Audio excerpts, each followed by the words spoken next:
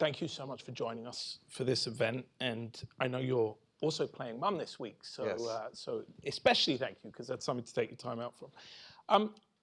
There's a ton of stuff we can talk about, and I hope we get to go into the firm today, talk about the markets, talk about the future of investment banking. But I want to start by going backwards to 2012.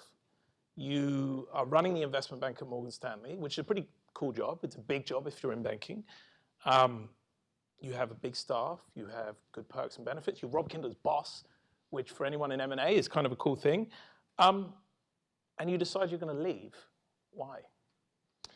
Well, 30 years at Morgan Stanley, I had pretty much accomplished almost everything I wanted to do at the firm. And as some organizational changes occurred, I thought it was the right time for me to start a new chapter in my professional career. And the best advice I got was to do nothing. So my goal was to leave in 2012 and spend 2013 literally doing nothing and just trying to figure out what the next chapter in my professional career would be. And things didn't go exactly as I had planned. Right, because Lowell Adams of Verizon calls you up and says, I know you're doing nothing, but I want to spend $130 billion on the Vodafone deal. Will you come and help me do that?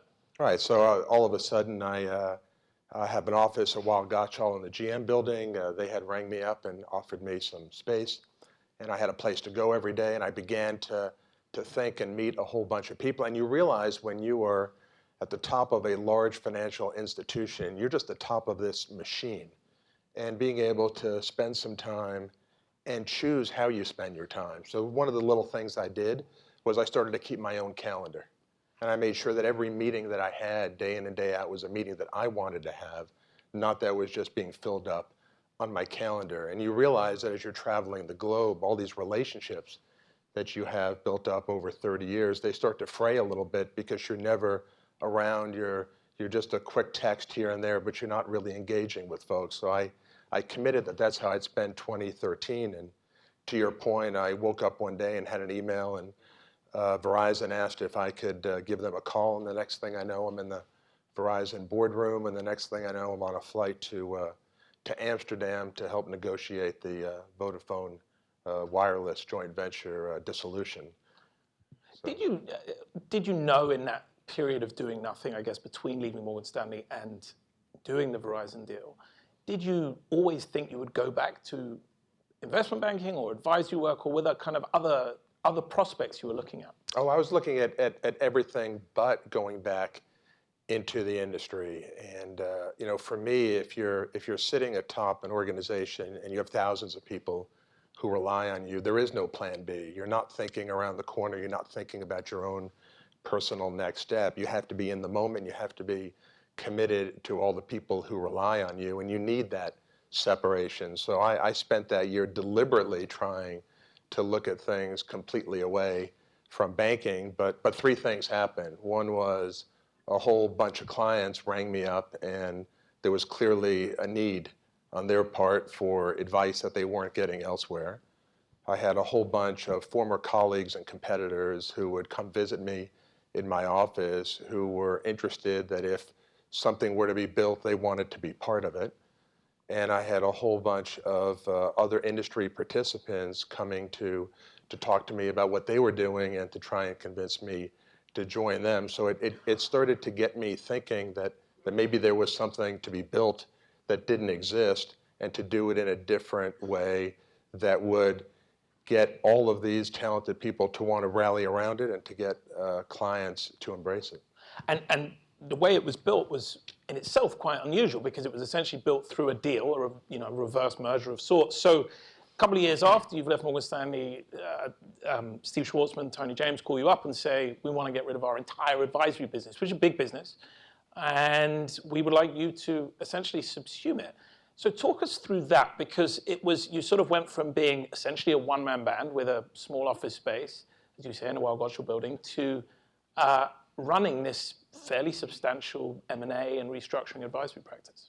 So one of the great things about being on my own in that office for 15 months was having experienced a very large organization with all the trappings. I then had the opportunity to be as small and you were as literally one could be. on your literally own. one individual. So when I needed to go to Amsterdam, my wife had to show me how to go on Expedia and make travel arrangements. That was literally what it was. When I had to go out to see the client, I had to figure out logistics about pulling my car out of the lot the night before so that I could be there on time. I was literally going from large to incredibly small, and what that gave me was the confidence that whatever we built, it didn't matter how big or small it was, as long as it was something that really inspired passion on my part and on my colleagues. So after 15 months, we committed to start something incredibly small with perhaps half a dozen founding partners to be a high-end, elite, high-touch investment bank. And within a week or so, Blackstone rang up. And the next thing I know, I'm meeting with Steve Schwarzman and Tony James. And as you just mentioned, they gave me this modest proposal, which was to spin off all of their advisory businesses. And I thought about it for a bit, and I had a few questions, I had a few concerns, but I came back to them 2 weeks later and said, these are my issues, and if we can all get comfortable around them, I'm completely in, because I saw this as an opportunity to take the vision that we had and to accelerate it by 10 years or more. Did they give you someone to do your calendar?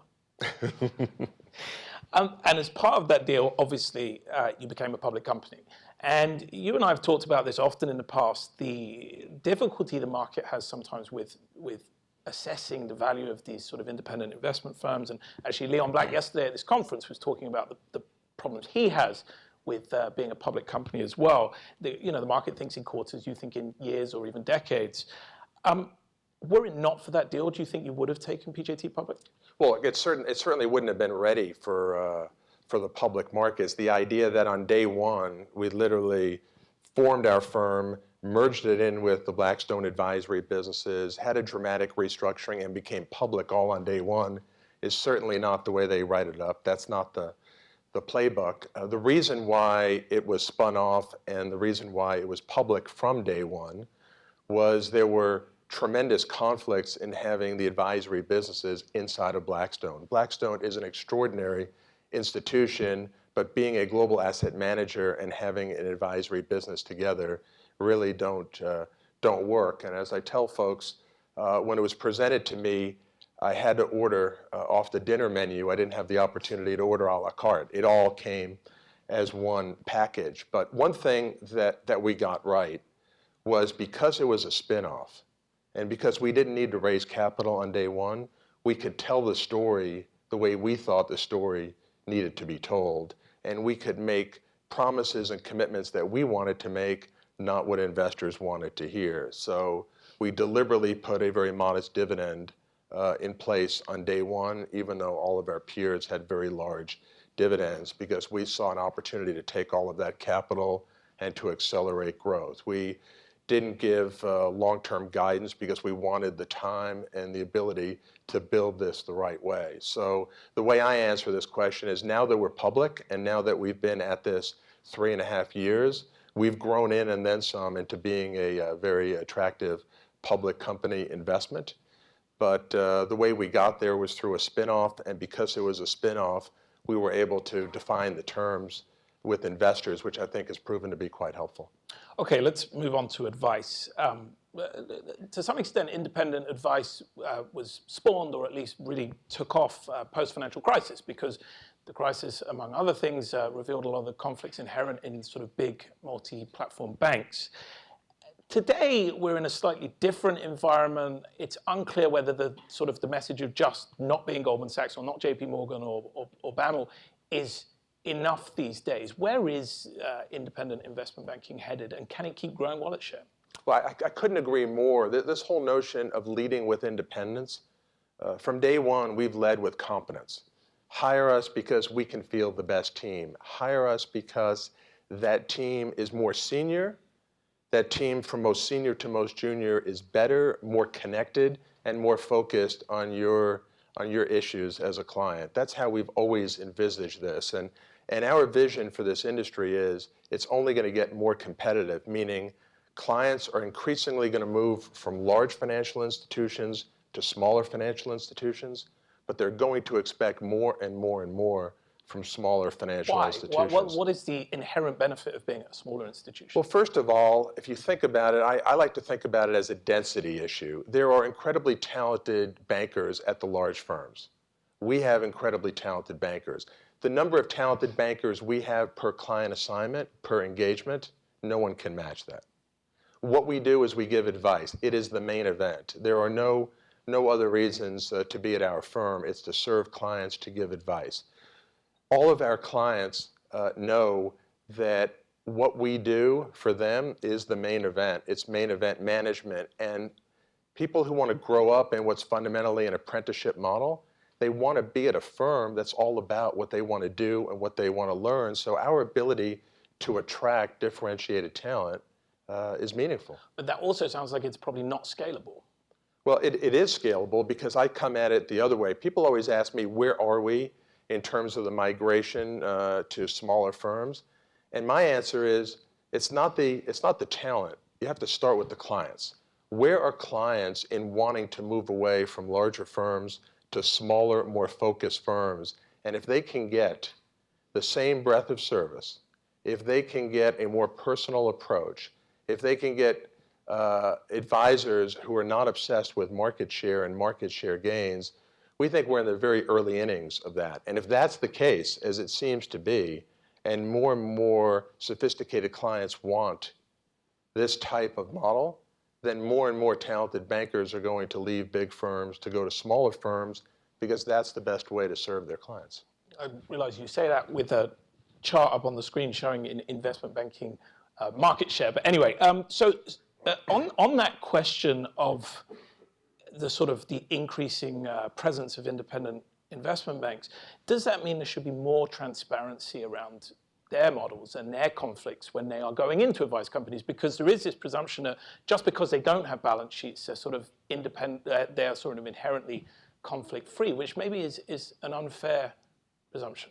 Look, as long as you have a success-based model where clients will pay for the successful completion of a transaction, there is an inherent tie between, if I advise and have you do this deal, I will get paid more. That is the way the model has evolved. We didn't invent it, but that is the model. So what you need bankers who are completely focused on their own reputation, on the firm's reputation. And when your firm is all about advice, and you've built it to be here for decade upon decade, by definition, if you're short-term oriented, then you're not building a firm, and you're going to find it all coming crashing down at some point. So for all of us, it's about reputation, about taking pride in advice, and making sure that there are bankers who come to our firm who are all about the client, all about the advice. So as an example,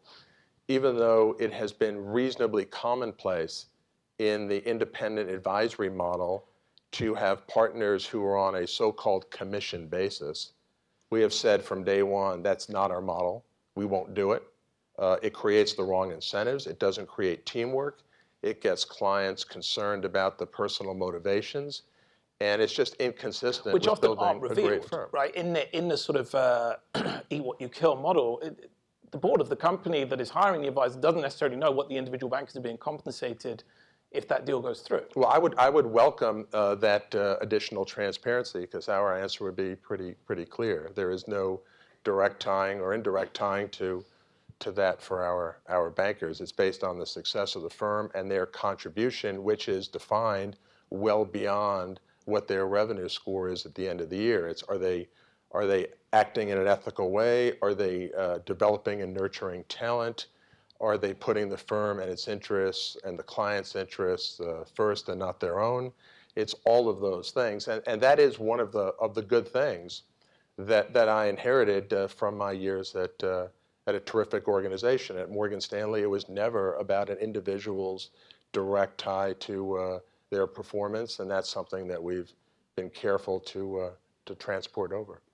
Now, I think of you as being a reasonably good proxy for boardroom thinking and what's going on inside some of the biggest boardrooms, particularly around meaningful transactions. What are they worrying about at the moment? There's a lot to worry about, and that's the job of a board, is to try and see around corners and to make sure that they have the right business model. So one issue is in a world of increasing technological disruption and dislocation, the first question is, do we have the right business model? Do we have the right tools? Do we have the right talent? Do we have the right scale? And that is something which weighs more and more and more on companies. So that's one issue. That then leads to a more aggressive reshuffling of one's portfolio, because typically when you look at that and you try and see around the corner, you realize that there may be certain businesses where while you're competitive today, you won't be competitive in the long term and you don't have natural advantages. And there are other businesses where you need to fortify and to strengthen. So that is a secular trend which suggests more M&A activity. The issue is, if you believe that in many industries scale is important, you're looking at larger and larger targets. Once you're looking at larger and larger targets, you have all sorts of regulatory issues, competitive issues, national issues, because these are typically global companies. So you're sort of betwixt and between, which is you see a need to move forward, but there are risks with moving forward. And that's really the debate constantly in boardrooms. I like to say that M&A for boards and for executive officers is relative to standing still. And what has changed over the last decade is that the cost of standing still, that cost, is much greater today than it was 10 years ago, and it's greater than it's ever been. Why? Because the rapidity of disruption is increased? The rapidity of disruption is dramatically increased. If you look at the composition of the S&P 500 15 years ago to today, half of those companies are no longer there. They've either dramatically reduced their market capitalizations and are out of the index, or they've been acquired or merged out of existence. This world is speeding up, and new industries are being created seemingly overnight, and they have enormous implications. You look at electrification, autonomous driving, the implications for the automobile industry, and then all of the knock-on effects for rental cars and parking lot operators. Everything is just speeding up in this world, and the ability to just put one's head in the sand, it's just simply not an option today. But a decade or a quarter century ago, these trends were glacial in speed, and people had the opportunity to pass that on to their successors. Okay, so going with that, does it then follow that sort of boards or corporates are being much more on the front foot about going after big deals, and therefore do they get those deals into their infancy but then actually have to pull back a lot because they kind of go in thinking we need to scale up, we need to do this because there's all these competitive pressures, but then they look at something and say, actually, well, it's too big, there's too much risk attached? Well, one thing I'll say as a general matter is I think the level of diligence, scrutiny, discussion, debate about M&A in boardrooms is far greater today than it's ever been. And some of that is a function of the shareholder base. Shareholders today are much more vocal. They need to be on side. They're not just a set of passive investors. They have points of view. We've seen in many instances how investors can either accelerate a transaction or can frustrate a transaction. I think boards of directors are much better in terms of governing and oversight today than they were a decade or two ago. So the process is much better. There's more scrutiny. There will still be mistakes. There'll still be transactions that go awry or go dramatically awry. But I think the constant push-pull is, do we have the right business? Do we have the right model? Do we have the right team? Can we do it organically? Do we need to do it inorganically? And my only point is that as scale becomes more important, you naturally move your field of vision to larger transactions. And when you look at larger transactions, you're dealing with far more complexity about how you get those over the goal line, because the number of hurdles you need to jump over, they grow exponentially. And that's why you haven't seen M&A move meaningfully in terms of volumes. But I think the discussion about whether a company has the right strategic set, that that discussion, that effort, that energy that's put into it, that's dramatically greater today than it's ever been. So what is the largest one you've worked on recently that has not made it over the line?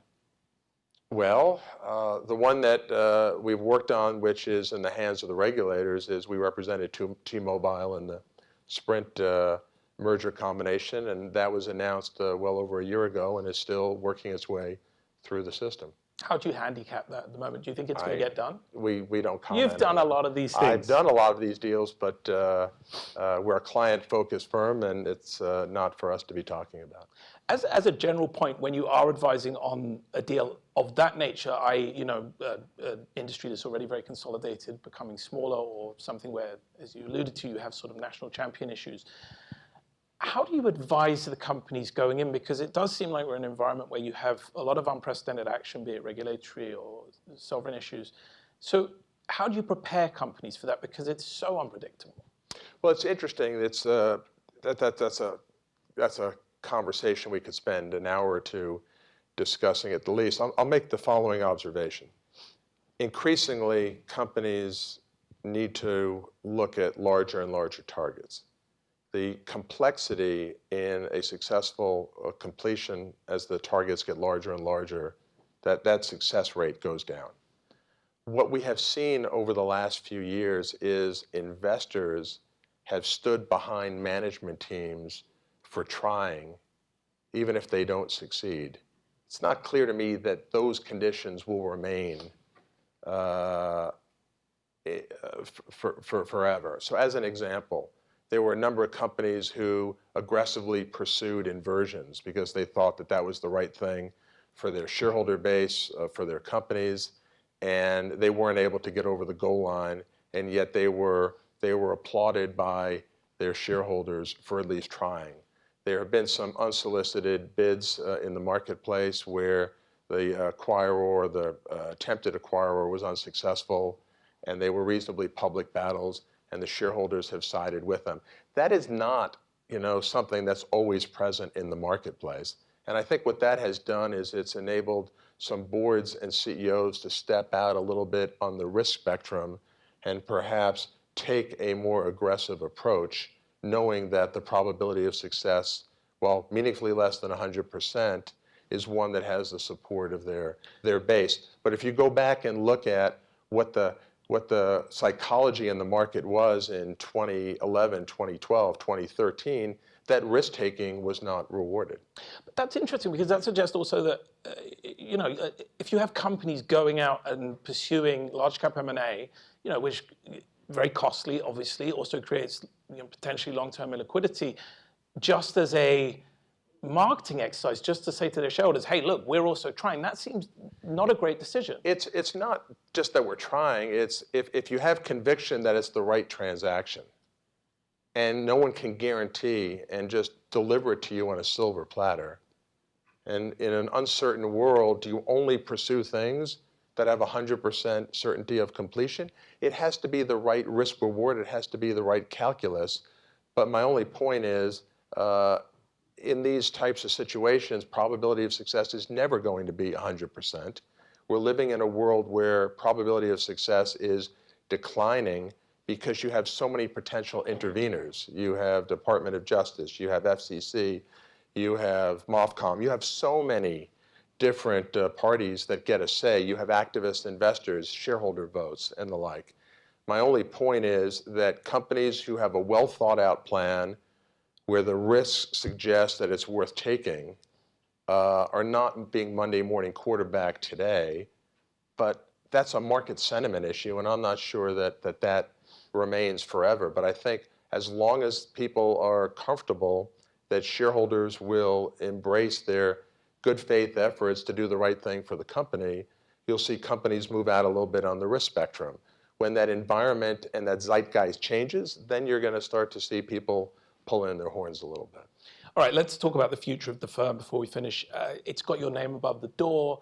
That's my initials, not your my initials. I apologize. And most people don't even know what those initials are. Although your initials sort of, yes, it is PJT Partners. You're right. That's as we refer to it. My goal, just to be very clear, is I want people in 5 or 10 years to have no idea what PJT stands for, other than that it's a world-class firm with world-class bankers serving world-class clients. And I'm confident that over time, the institutionalization of the firm will be well understood by the marketplace. But then why call it PJT? Why not do what everyone else does and give it some indeterminate geographical nomenclature like, Water Rock or something? Because the issue with that is you actually go the other way in the early years. If you have some name called, Third Rock, for the first 3 years, people say, well, never heard of Third Rock, and then you default to saying, well, it's Paul Taubman's firm, and you actually reinforce it. So the whole idea was in the very early time when it needed a little bit of sponsorship that those initials were there. But over time, people very quickly forget about it. If you look at great companies, no one, go ask people what ABC stands for, what CBS stands for, or even AT&T. At some point, they're just initials, and those will be just letters of the alphabet that are associated with world-class advice. But in the early days, it was an effort to sort of just subtly remind clients about the origin and the foundations of the firm. But every day that goes by, that's less and less relevant. On the question of advice, let me ask you, because, and I get this sometimes as someone who reports on stuff that is inherently sort of, there's nothing on diary, as we say. It's all, if you get it, you get it. If you don't, you don't. Do you ever wake up and think, what if I lose that ability? Because it's so ephemeral, advice. It's not something that you can easily quantify. It's not something that's a commodity. So I guess my question is, does it ever occur to you that it's a talent that maybe you just one day, for whatever reason, you don't have it anymore? I never worry about that. What I do worry about is trying to explain to a client how what we can deliver is different from what another firm can deliver, because it's very hard to just talk about it. Advice is something that you appreciate in the heat of the moment when you have difficult judgments, when things go awry. But there's a little bit of a sense that everyone can sell a business, everyone can opine in the boardroom, everyone has these capabilities. And I oftentimes find that you need to work with us to appreciate how differentiated we are. And you need to compare us to another firm and how the experiences are different. Because in a vacuum, everyone tells a wonderful story, everyone has capabilities, everyone appears to be best in class, but it's only in the heat of battle that you can determine who's good and who's not. And I try and internalize it a little bit when you think about professional service firms. If you're going to go out and hire an architect or a contractor, they'll all come in and they'll all spend an hour with you telling you why you should work with them. But it's only when you actually build the house that you see how satisfied you are or not. And it's only when you then turn to someone else and then you can compare the first one and say, I hadn't appreciated, how good or what was lacking. And that's what makes our business so difficult. You need to work with us to appreciate the power of the firm. All right, let's end where we started, back at Morgan Stanley. Go back to 2008, you had this unbelievable perch to see the financial crisis sort of unfold and indeed help negotiate the rescue of Morgan Stanley to some extent with the Mitsubishi deal. Is the system today safer than it was then? The system is dramatically safer today, but the issue is, at some point, safety breeds complacency, and that's when actually the curve bends back. So, sometimes I walk around saying, how many of our employees, worked on Wall Street at the time of the 2008 financial crisis? And when you think about how many professionals on Wall Street are in important jobs today, where that's a distant memory. Every year that goes by, that's a fainter and fainter memory. And every day that we convince ourselves that the system is safer, that's the risk. That's when complacency sets in. But if you look at the capitalization of the financial service firms, you look at the leverage ratios, capital is up, leverage is down, risk controls are meaningfully strengthened. All of that architecture is wonderful, and that is comforting. But the question is, does that then lead to complacency? Because inevitably, the next crisis is going to be one that no one was thinking about. So it's really trying to be vigilant and always looking around corners and asking where are the weak spots in the system. So safer, yes. Perfectly safe, that's an aspirational. Potentially never. All right, very, very last question. Your former boss, James Gorman, has obviously outlined some notional succession. If he becomes available, would you look to hire him at PJT? I think James is doing a terrific job at Morgan Stanley, and that's where he should be, and the firm is lucky to have him. Paul Taubman, thank you so much for joining us. Great.